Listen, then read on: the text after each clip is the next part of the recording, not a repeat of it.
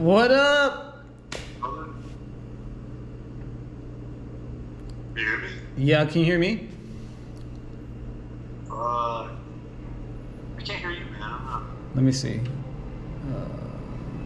Let's see. It might be me, bro. To be quite honest. Yeah, let me know.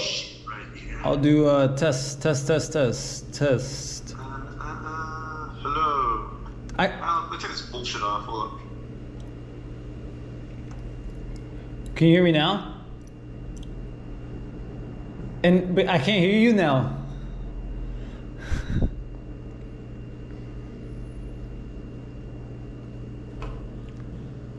Okay. Yeah, call on the phone.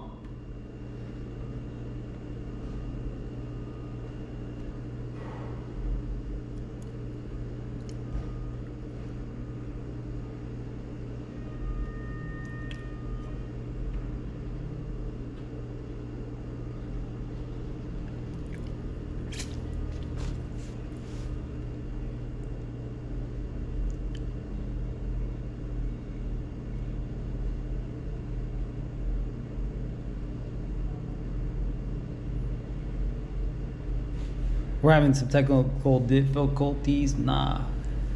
Okay.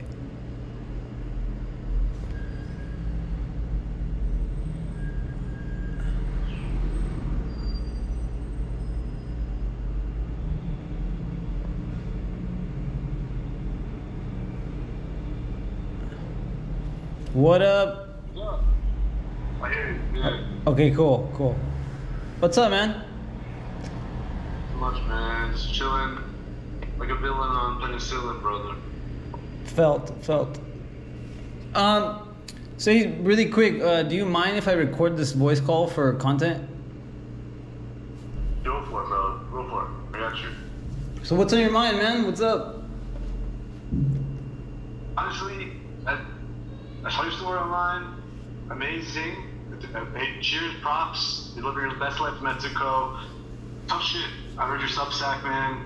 Tough shit. And I really respect you. And you, echando ganas, no? Yeah, felt. Gang led, bro. I want to actually do what you're doing now. De vuelta. I want to try to get a podcast interview with you. I don't have a podcast, but I'm like, it'd be great to interview you for what I'm trying to build out in the future. So I want to jump on this call to see if you'd be interested in that. Yeah, 100%. Anything to discuss, like basically our culture. It's like we have our whole other thing over here in I'm in Mexico now, but like in the United States, like the Chicano, the Mexican American has its own different variants of existence. You know, there's like it all depends, like kind of like what generation you came, like because I've read into things like language erosion and why we lose our language and how like I don't know if it's psychology or whatever, but how the older ones resonate a lot more with their parents and have like different attitudes versus the ones who are like the youngest, like me. I'm the youngest one. So there's definitely a lot of discourse there where we can like definitely get off on, you know. Yeah, bro. Like respectfully, like that's quite really why I like your story, because I want to ask you. We'll clear that up for the interview, this and that, but I'm curious to pick your brain, your perspectives, just on this call, like, getting to know one another, But you specifically put yourself as a Nosabo self-deport. That to me is so interesting. Like, why'd you like put that up? Like you thought that would be like a trendy thing, or you're like, this is what they say, so I'm a Nosabo. Pretty much, yeah. It wasn't like clickbaity or anything. It was like, and I think I put that after I had gotten fired. I was working at a janitor, like porting company, and they moved me to a different team. And the manager there, like, some people were like, are cool with like, his Spanish is like bad, you know, like we'll get through it, you know. It's a little difficult, but it's whatever. Like he's fucking Mexican, you know. But then there's other ones who are like definitely. One sec, let me close the window.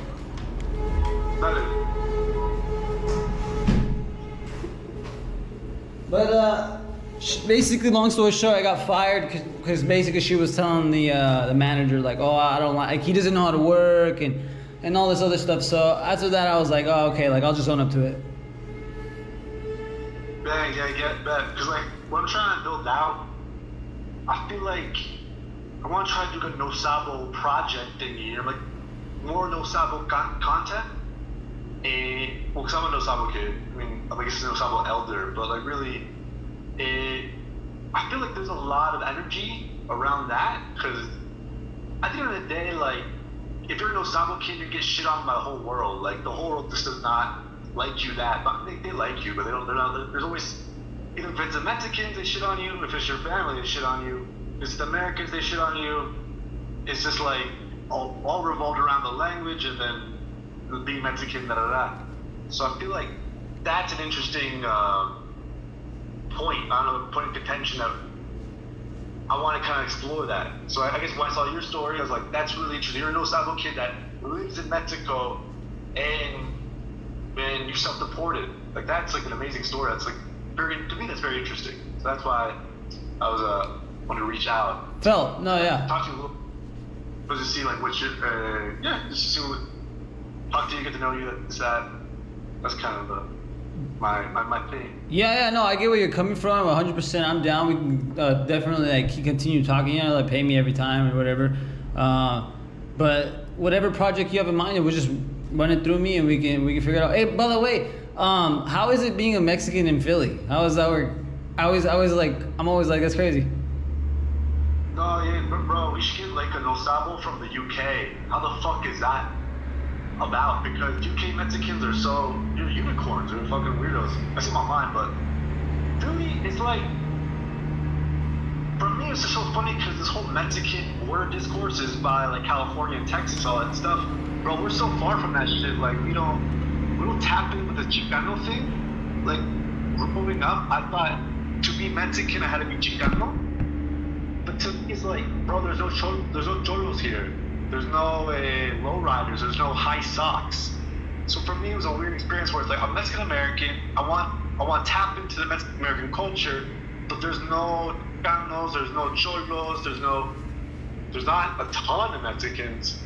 So it's a weird existence. There's more Puerto Rican Dominicans. I tapped in more with Puerto Rican Dominicans than Mexicans, really. Okay. So I mean, it's interesting, but it's I don't know. Like people try to put on the West Coast Mexican culture on you. It's just like, bro, I'm from Philly. Like I don't go burgers. I like cheesesteaks. I say Jean. Like, I fuck with that. No, I fuck with you. I fuck with that. But the sidebar. It's like you said you did comedy, and that really resonated with my shit because I started comedy in Philly. I moved to Mexico City 4 years ago, and I've been doing a comedy show for the past 2 years in English in Mexico City. So, if you happen to come down to Mexico City and you still want to do comedy, tap in with me. I got you.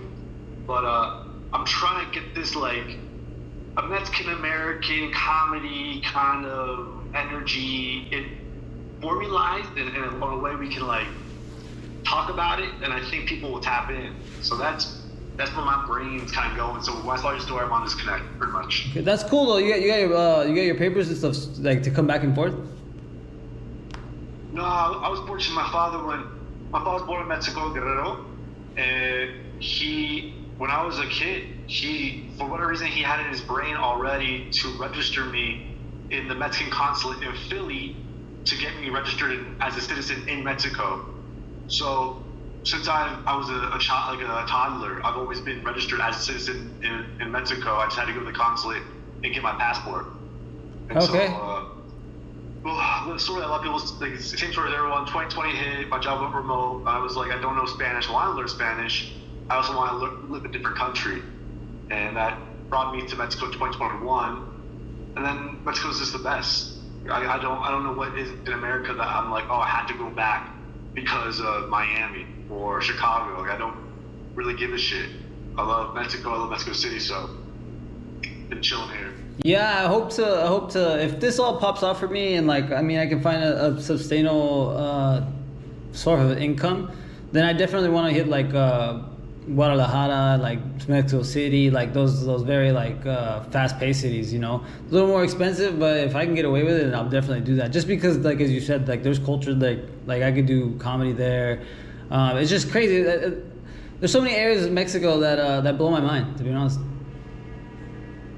Yeah, dude, being real, like you, Tijuana, with the skill set of comedy, you could definitely get a bar, tell me like, yo, like, let me get your stage for a Thursday night. Sell tickets at 150 pesos. If you get the space for free, you sell point tickets. That's about 2,700 pesos in your pocket for one show. So for you, if you're trying to, like, I do my comedy show, I had to rent the space and I pay the comedians this and that. But if you're trying to look for a side hustle, comedy definitely is there, because I'm sure there's a lot of people that speak English, a lot of Americans that come through and they're like, oh, you know what? If you want to tap in with the comedy community in Tijuana, I have a connect. I'll send you his contact. Yeah. You jump. Yeah. So you did like you did like a little comedy pop up, that basically like a comedy promoter basically over there. Is that what you're saying? Yeah. Actually, I'll send you I'll send you the Instagram, but you know, when I came to Mexico City, there was a small English comedy scene, right? And then I was like, I don't want to stop doing comedy. Like something broken. Like my brain's broken. Like I just had to talk about my dad's dick on stage, try money. So I kept it up, and it's growing. And it's like after 2 years, it's still tough, but it's a thing now, and I can really. My Instagram, hold up. I can really make it a thing. So that's what I'm trying to do right now. Yeah, I haven't thought about that stuff yet. I think I wanted to do something like that in Rosarito, because I saw somebody did like a English open mic, but it was inactive like almost like a year. Yeah. Oh yeah, dude. Yeah. A lot of stuff falls by the wayside. You gotta stick with it. That's like, it was just with anything. Like that shit pans out. Hopefully, usually, you just keep on hammering that shit.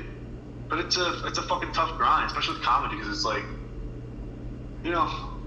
Yeah. I Would know. you rather go see a jazz concert or someone talk about their dick and balls for like? Yeah. It's like not bogus, but you know I like it. But yeah, it's like I get it. Like I'm not. It's a tougher sell. You know what I mean? Yeah. Especially, it's very niche, you know. But I mean, I guess comedy's as niche as it is not already, you know. Even more niche here in Mexico, because my Spanish shit sucks. It's not good, so I haven't transitioned to doing Spanish comedy maybe one day, but yeah, English. You know, I know that shit. I've been with that shit, so I'm gonna keep it moving, keep it rolling. But yeah, but since I'm down here, I've been trying to figure out this comedy lane. And I feel like, okay, well, Latino, Nosabo, I feel like there's a lot more Nosabo energy, so then like, let's be focused on that. I don't necessarily want to be like El Nosabo hombre, you know what I mean? Like this weird pundit, like, yeah, I'm the Nosabo guy. Yeah. But I feel like if that conversation is kind of at least pushed a little bit, people will respond. People are so quick to say, like, if you say you're like Nosabo, people are so quick to just be like, fuck you, go fuck yourself. And so I'm like, all right, well, that's views, baby. That's views, that's reshares, that's like, let me send this to my mom, be like, thank God you taught me Spanish, you're so cool, da-da-da. Bullshit, like, it's just, that's how the energy works, that's how the internet works. It kind of is controversy. And just existing as a Nosabo is controversy for whatever reason. So I just thought, let me try and figure that out, because there's energy there. It's kind of how I see it. Yeah, it's kind of the same thing with my account, in the sense of like, I changed my name, and I was like, I wasn't really trying that hard, but I was like, because it was too easy, not too easy, but it's like, yeah, it's pretty much like, it's what's happening right now. And then a bunch of other accounts, I think it's Annie, which is the one girl who's like really the biggest one, kind of. And then she and she's controversial and shit, so like she has her own shit, like I'm like, whatever, I can't really pay too close attention to her because she's got an OF on her link, and my girl's like, she's very like, what the fuck, like she's a spicy Latina, so like I try to, you know what I mean, like my girl will be like, what the fuck, like you're following, she got a fucking link, and I'm like, I don't know. She's informational. She's informational, you know. It's like, her, and then there's another guy who actually got like deported. He went to like federal prison. He had like a phone in there, and like, and they all moved to the same place. They all live in Puerto Vallarta and Playa Carmen. They all go. That's where that other guy moved to. So they have their own little like thing over there, and but pretty much, yeah, like the whole self-deport, and then the fact that like I left by myself is like those people are like that, like the one that went viral for like 2-something million already. Like I turn the comments sometimes for traction, but yeah, dude, it's fucking. They're like there's like mini wars going on in there. Yeah, that's what I'm saying. But like, whether it's good or bad, like it's subjective. But at the end of the day, there's people are responding, they're reacting. Like, you know how it is in comedy. Like sometimes I would rather someone go boo at a bad joke than silence, because at least I can get I'm getting a reaction. Like my words are making people kind of react and giving energy. But if you say something and everyone's kind of just like they just shrug, that's almost worse than me just having just like said something terrible just to kind of get energy. So that's how I'm seeing this shit. I lived this life my whole life, so I feel like I can talk on it, backslap some motherfuckers, do all that good shit. So yeah, I don't know. I just again want to connect, talk to you, get to know you a little bit, and see if you want to try that. Let's do I want to say like do a whole podcast like the Nosabo bros in Mexico, just like I want to like talk on the subject, but just record one thing, maybe throw clips out talking about that, and then if something happens, cool. If not, whatever. But yeah, I guess make content. Yeah. Okay. Yeah. Chill. I'm chill. I'm all for it.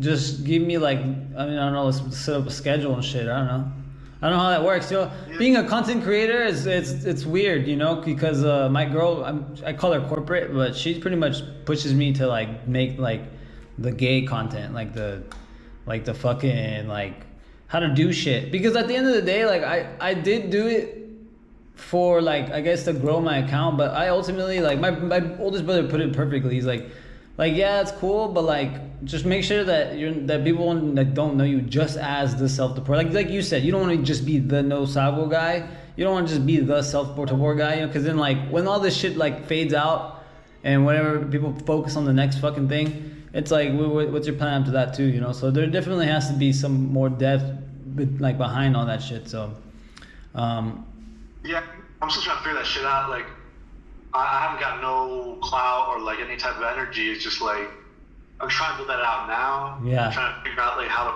find waves, but like yeah, like you can't just be a one trick pony and that's your whole. I mean, you can technically, but like depends on what you want, right?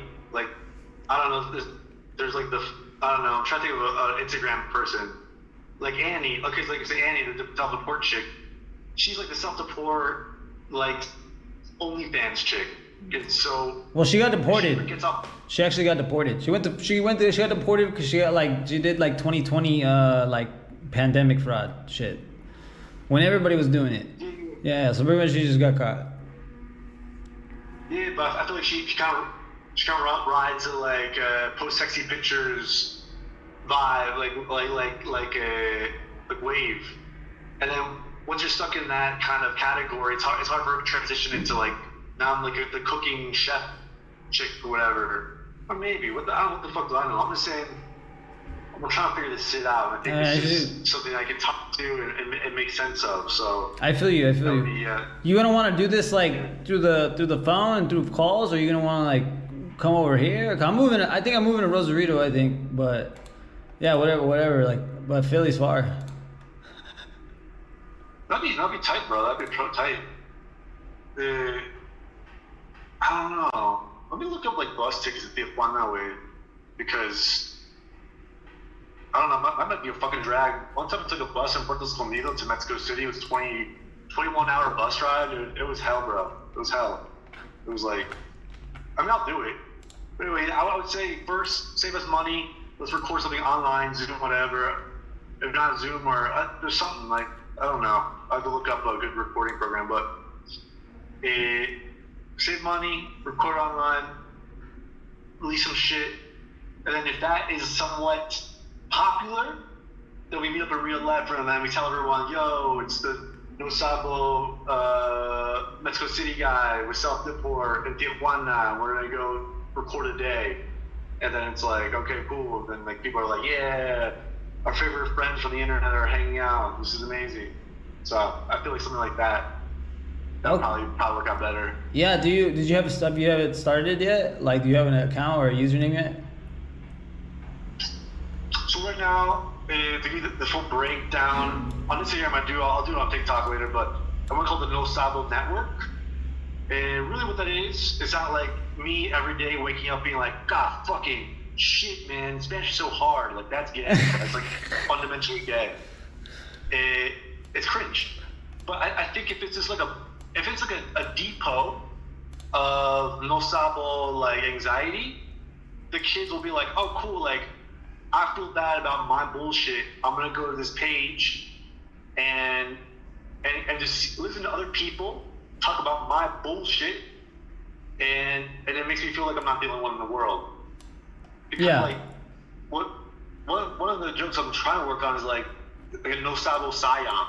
Because I don't know if you experienced this, but like I took it until I was like 30 years old to like realize like it wasn't my fault. Like, but your parents be like, man, I try to teach you, but like you just weren't like a locked in 8-year-old. Like if you had just asked for like, I mean, if you stop the Pokemon shit at 8 and just focus on the fucking imperative subjunctive, you'd be a better hang, bro. But like I tried when you were 8 years old, but you just weren't locked in, bro.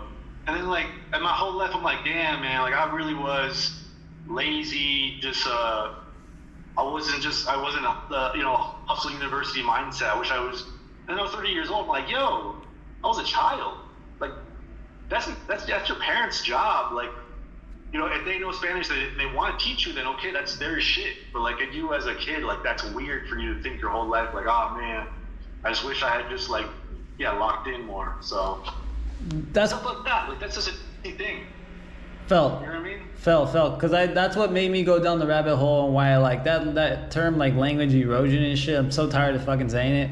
But fucking like I was like fucking just reading and putting fucking like studies through ChatGPT and telling them like, hey, explain this to me like I'm a fucking 6-year-old. And so and basically I went down the rabbit hole, and it's just that's just what happens with migration. There's literally no and then like that whole like shaming and the whole like that comes with like your older siblings being closer, and then the whole pushing away, it causes a lot of like animosity, and like there's this time where like you do get like short bursts. I mean, as for me, I'm like of like self-racism. We're like, fuck this, like what the fuck, like this is stupid. You guys are dumb. Like one time I was a fucking gardener, and like I was working with some paisas, and he was like he's like, no, you don't know how to work, and I was like, dude, fuck you. Like, how about you teach me? But I'm telling him in like shitty Spanish, you know? And he's like, you don't even know how to fucking speak Spanish. And I'm like, fuck you, dick. I was like, how long you been in this fucking country for? You don't even know fucking English, dick. And I said it in English, and he was like, talk to me in Spanish. I'm like, talk English, bitch.